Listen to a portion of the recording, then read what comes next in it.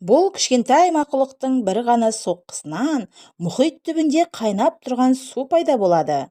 Ал оның дыбысы нағыз оқтың атылғаннан да қатты шығады. Иә, қате естіген жоқсыз. Ол өз құрбандарын тістемейді, шақпайды. Ол оларды дыбыс толқынымен және күйдіргіш ыстықпен өлтіреді. Көлемі кәдімгі саусақтай ғана. Бұл жәндік қалайша мұхиттың ең қорқынышты киелеріне айналды. Қазір сіз оның қысқышынан шығатын плазмалық жарылыстың құпиясын білгенде, табиғаттың бұндай қару жаратқанына сенбейсіз.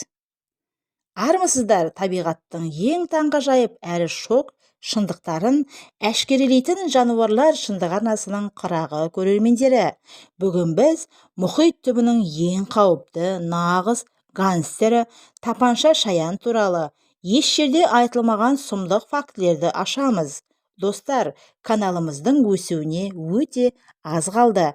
Сондықтан дәл қазір экран астындағы подписаться батырмасымен қоңыраушаны басып, лайкты аямай қойып жіберіңіздер. Мұхит гангстерінің әлеміне саяхатты бастаймыз. Ғылымда бұл мақұлықты рак шелкон деп атайды. Сырттай қарағанда ол кәдімгі аквариумдағы жуас шаяндарға ұқсауы мүмкін. Оның ұзындығы небәрі 3-5 сантиметр ғана. Бірақ оның бүкіл дене бітімі заңдылыққа бағынбайды. Оның екі қысқышы бар, бірақ олар бір-біріне мүлдем ұқсамайды.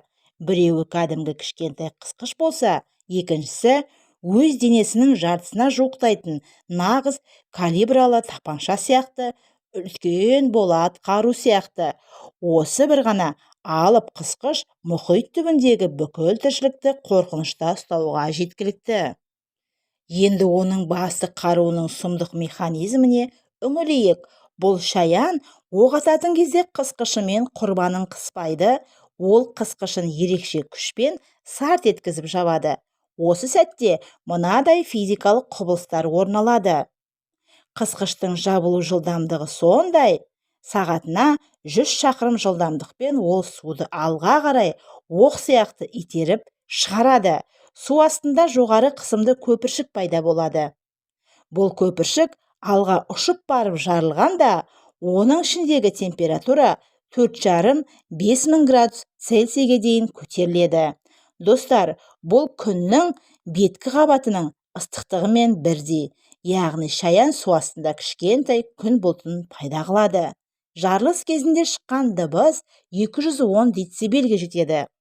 Салыстырмалы түрде айтсақ, нағыз дыбыстық ракета ұшқанда 150 децибел шығады.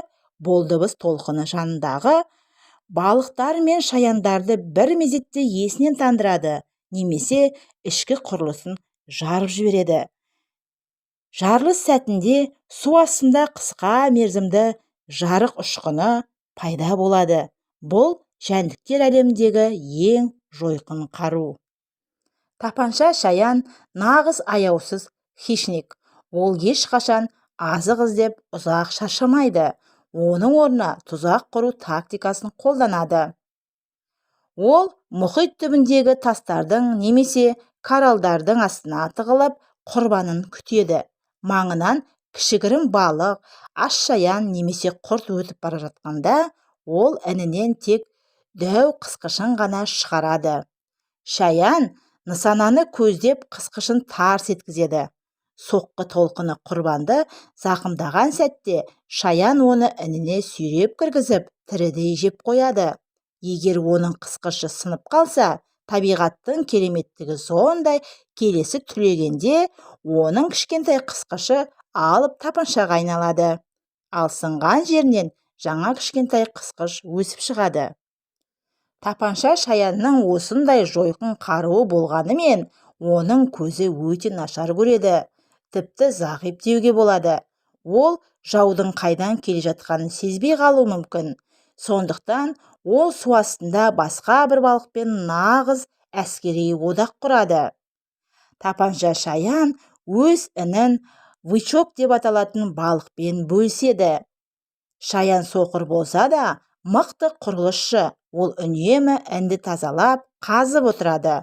Ал вычок балығы оның сенімді көзі. Шаян Іннен сыртқа шыққанда өзінің ұзын мұртшаларын үнемі балықтың денесіне тигізіп ұстайды. Егер қауіп төнсе, балық құйрығын бұлғандатып белгі береді. Ал шаян мұны мұртшасы арқылы сезіп, балықпен бірге інге көзді ашып жұмғанша тығылады. Бұл табиғаттағы ең ақылды серіктестік. Тапанша шаяндардың махаббат хикаясы да ерекше қаталдық пен қамқорлыққа толы. Аналық шаян ескі сауытын тастап, денесі жұмсақ болған нәзік сәтте ғана шағылысуға дайын болады. Осы кезде аталық тапанша шаян оны өзге жыртқыштардан өзінің алып қысқышымен, жан екпінімен қорғайды. Аналық шаян ішінен мыңдаған жасыл немесе қызғылт түсті жұмыртқаларды байлап, оларды үнемі оттегімен қамтамасыз ету үшін жүзбе қанаттарымен шайып отырады. Жұмыртқадан шыққан кішкентай дернәсілдер бірден ата-анасына ұқсамайды. Олар су бетіне шығып, планктон ретінде ағыспен қалқып жүреді. Миллиондаған шаянның ішінен тек санаулысы ғана аман қалып, мұхит түбіне түседі де өздеріне алғашқы тапанша қаруын өсіріп шығарады. Олар табиғатта орташа есеппен 3 жылдан 5 жылға дейін өмір сүреді. Міне достар, сырттай қарағанда титімдей ғана аш шаян сияқты көрінген бұл мақұлық іс жүзінде күннің ыстықтығындай плазма бөлетін мұхиттың ең қауіпті снайпері болып шықты. Табиғат ананың мұндай инженерлік қиялына таң қалмасқа шара жоқ.